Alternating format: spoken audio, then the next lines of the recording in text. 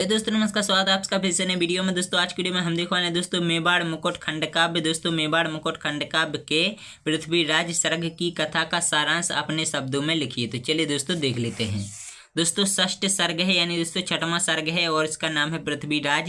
दोस्तों छठे सर्ग में पृथ्वीराज की चारित्रिक विशेषताओं पर प्रकाश डाला गया है। सभी यात्रा के प्रबंध की तैयारी करने में व्यस्त हो गए और यह सब देखकर रानी लक्ष्मी अति प्रसन्न थी। तभी राणा का अनुचर एक पुत्र लेकर उपस्थित हुआ। पत्र पढ़कर राणा कुछ असमंजस में पड़ गए।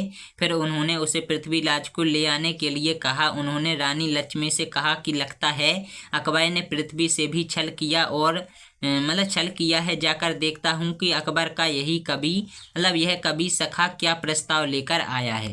तो राणा प्रताप को देखते ही पृथ्वीराज उनका अभिवादन करता है और उनकी प्रशंसा करते हुए कहता है कि आपके दर्शन करके मेरा जीवन धन्य हो गया है। हे सिसोदिया कुल भूषण, राजपूतों की लाज केवल आप ही रख सकते हैं। हल्दी घाटी में आपके शौर्य को देखकर मातृभूमि का कण आपका यशोगान कर रहा है। इस पर राणा कुछ रोष में कहते हैं कि जब राजपूतों का ध्वज झुका था, बप्पा रावल के कुल की मर्यादा पर आघात हुआ था, तब क्या आपको इसका ध्यान नहीं रहा था? क्या अकबर की दोस्तों मन शब्दारी करके उसकी यश गाथा गाकर राजपूतों के गौरव में वृद्धि हो रही थी? इस तरह इतने दिनों तक मातृभूमि की सेवा करके अब आपने मानसिंह का साथ क्यों छोड़ दिया? वह आगे कहते हैं, कैसे आज आपको सहसा याद हमारी आई, अहो भाग्य इस अरावली ने नूतन गरिमा पाई। पर प्रताप है आज अकिंचन निसंबल निस्साधान, कैसे स्वागत करें कैसे कृतज्ञता ज्ञापन।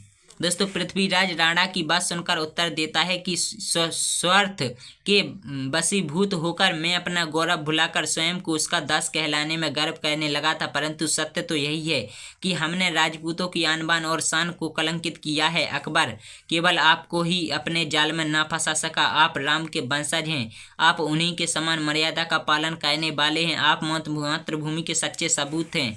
और दोस्तों अकबर का यह आचरण बंदी अपने आप को धोने के लिए अपनी सैन में आया है।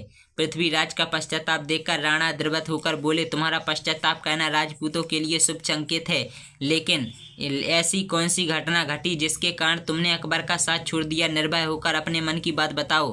पृथ्वीराज ने उनको बताया कि अकबर सत्ता के मद में चूर हो रहा है। उसने मेरे ही कुल की लाज को लूटना चाहा, जो मुझसे सहा नहीं गया। सच तो यह है कि हमने ही उसे इतना शक्तिशाली बना दिया है। इस पर महाराणा प्रताप ने कहा कि जो होना था हो चुका है, अब आगे के लिए विचार क्या विचार है? प्रतिशोध लेना है या यूं ही पश्चाताप करना है? यह सुनकर पृथ्वीराज को मानो चेतना आई और उसने कहा, बोले हाँ प्रतिशोध, मात्र प्रतिशोध लक्ष्य अब मेरा, उसके हित ही लगा रहा हूँ अरावली का फेरा।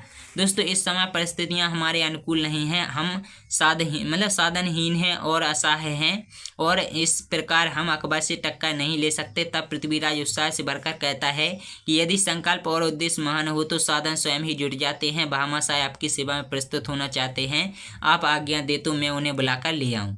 तो दोस्तों आशा करता हूँ आप लोगों को वीडियो पसंद आए। अगर वीडियो पसंद आई हो तो वीडियो को लाइक और शेयर करना, चैनल को सब्सक्राइब जरूर कर लेना।